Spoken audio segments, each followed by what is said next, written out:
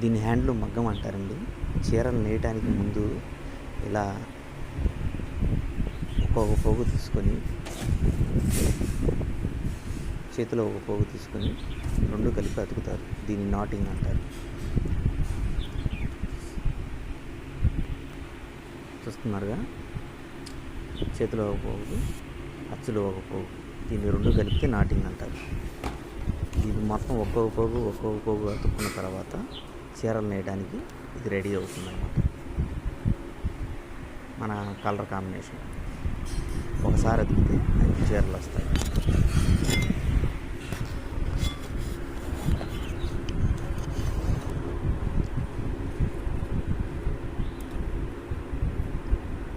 దాదాపు 18,000 పోగులు ఉంటాయి.